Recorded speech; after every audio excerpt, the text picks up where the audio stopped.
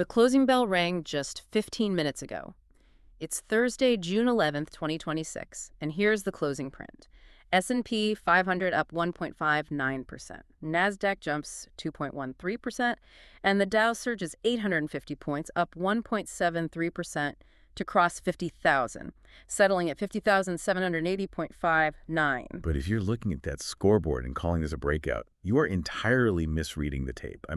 What we saw today into the close was a massive mechanical head fake. Right, because the geopolitical premium just evaporated. Exactly, and that triggered violent forced short covering. It completely masks some terrifying internals. But the real risk here is the volume confirmation, or, well, the lack of it. Because if we look at the breadth today, the real money absolutely did not buy this closing print. They didn't. Yesterday, Wednesday, decliners mauled advancers by almost a 2-to-1 ratio across the board. And today's 800-point rally, it did not repair that structural damage at all. So looking ahead to tomorrow's open, the singular high-conviction setup you need to watch is the long SPY short QQQ spread. We're going to see the Nasdaq's 30,125 gamma floor severely tested by a historic liquidity drain. A $75 billion drain, to be exact. Yeah.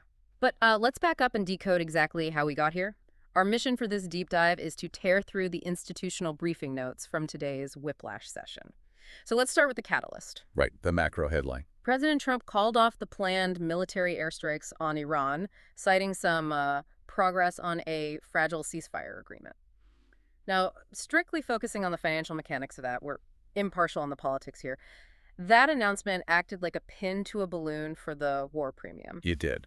West Texas Intermediate WTI crude oil just plummeted. It dropped almost 4% straight into the $87.56 per barrel range. And that drop in crude was essentially the release valve the equity market was desperate for. Yeah, to understand why, you have to look at how institutional desks were positioned heading into today. When oil spikes, obviously, it acts as a direct tax on the consumer and a massive raw input cost for businesses. Right. So traders were heavily shorting the market, betting that equities would roll over from those energy-driven inflation fears. But when crude reversed hard and dived to that $87 range, the supply disruption fears vanished. Wait, I need to stop you there. I understand why cheaper oil is a net positive for businesses, but how does that translate into the Dow violently surging 850 points in a single afternoon? Because it's a purely mechanical process. It's short covering. Look, when a hedge fund is short, they borrowed shares and sold them. If the market starts ripping higher on geopolitical relief, those short positions start bleeding cash instantly. So they have to buy the shares back to close the position. Exactly. They're mathematically forced to buy. And when thousands of funds are scrambling to cover their shorts at the exact same time, it creates a massive feedback loop. Yes. They aren't buying because they suddenly believe in the long-term macroeconomic health of the country. They are buying out of sheer panic to stop their losses. Okay, so it's forced buying. But here is the glaring contradiction in the institutional notes and why I think the market is completely mispricing risk right now. On that very same morning, the May Producer Price Index, the PPI, came in scorching hot. Oh, it was awful. Wholesale inflation surged 1.1% month over month. That pushes the 12-month rate to 6.5%. That is the fastest acceleration of wholesale inflation we've seen since late 2022. So why did the algorithms completely ignore this structural reality just because oil dropped for a few hours? Well, think of the market algorithms right now like emergency room triage doctors. Okay. 6.5% wholesale inflation is like chronic heart disease. It's incredibly dangerous, it will eventually kill the economy, and it requires a painful long-term diet plan. In this case, higher interest rates from the Fed. Right, the higher for longer regime. Exactly. But an overnight geopolitical escalation in the Strait of Hormuz, that is a gunshot wound. The ER doctors dropped the long-term diet plan immediately to just stop the active bleeding. Once the bleeding stops, they throw their hands up and cheer. Completely ignoring the fact that the patient still has severe heart disease. You nailed it. They traded the headline, not the macro fundamentals. But if wholesale inflation is raging at 6.5%, the foundation of the market should be cracking. So let's look at the internals on Thursday. The VIX, the volatility index, completely imploded today. It crashed 10.49% to close at 19.89. Yeah, fear left the building. But if breadth was so weak, like we established, why did institutions dump their defensive options so fast? Because once the geopolitical threat passed, Holding those insurance contracts was just too expensive. Yeah. And here is where the plumbing really takes over. You have these massive algorithmic entities, the volatility control funds. Right, the vol control funds break down exactly how they operated today. So their models target a highly specific level of risk. When the VIX is high and choppy, the math forces them to sell stocks and sit on cash. But when the VIX drops by over 10% in a single session, The math flips. exactly. The algorithm signals the coast is clear, and they are mechanically forced to deploy billions in cash back into equities. They just blindly buy the index. Which perfectly explains why we saw that relentless bid into the close. I mean, at 2 p.m., the S&P was up 1.3%, but by the 4 p.m. closing print, they jammed it up to 1.59%. Mindless algorithmic buying. But the sources highlight a massive warning sign. The S&P 500 is nearing its all-time highs of 7,620. Yet, the cumulative S&P 500 advanced decline line is actually falling. Yeah, that is the textbook definition of a bearish divergence. And for anyone managing a portfolio right now, that is the ultimate red flag. Absolutely. The advanced decline line tracks the net number of individual stocks going up versus those going down. Because the S&P is market cap weighted, if the index is climbing but the AD line is dropping, it means a dwindling handful of megacaps are dragging the entire market higher. Masking the underlying rot. Right. The vast majority of average stocks are quietly breaking support. It's like a tug-of-war team. I've got 10 people on the rope and you're winning. But if you look closely, 8 of the people have actually let go entirely. Only the 2 strongest guys at the very front are doing all the pulling. That is exactly what this market looks like. But if the average stock is flashing a sell signal, aren't these vol control funds that bought the close just walking directly into a trap? They absolutely are. History shows a bearish divergence points to severe structural exhaustion.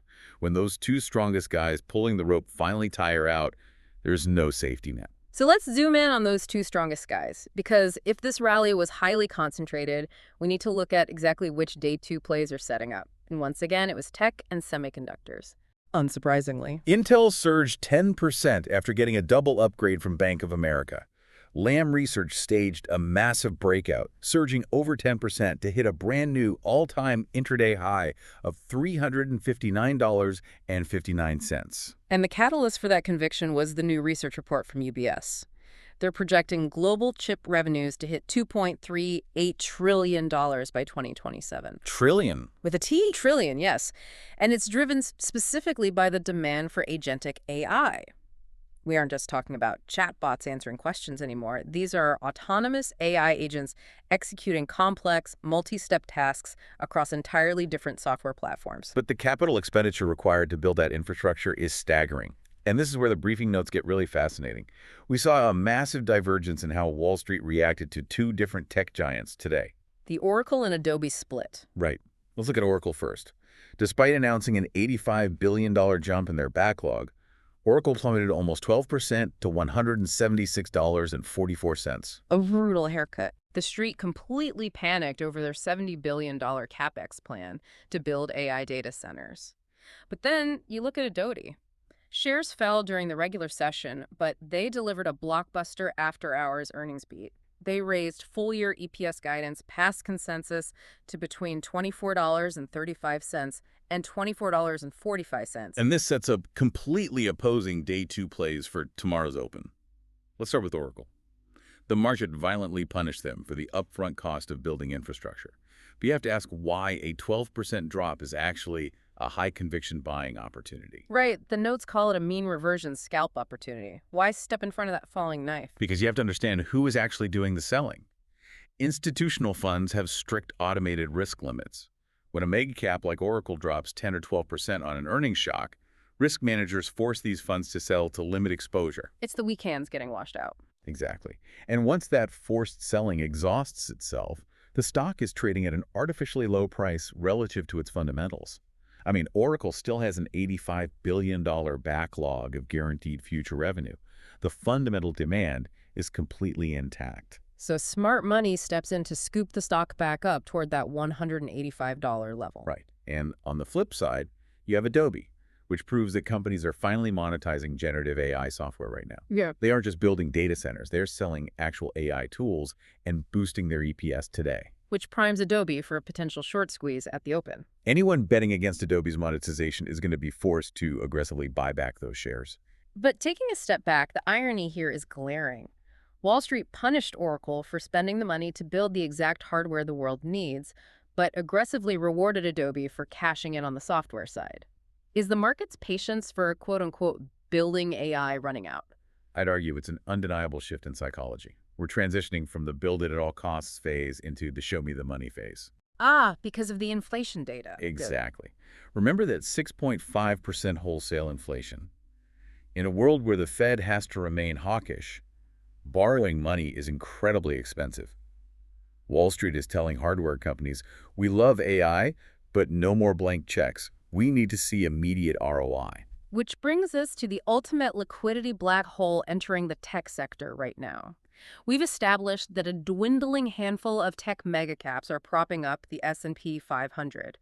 But what happens when a massive gravitational force suddenly materializes and threatens to pull all the cash out of those exact same companies? You're talking about the SpaceX IPO. Tomorrow, Friday. Okay. This isn't just another company ringing the bell. No, it's a structural market event. It's a $1.75 trillion valuation, priced at $135 a share, and the IPO is already 4 times oversubscribed. And this is where the automated plumbing takes the wheel.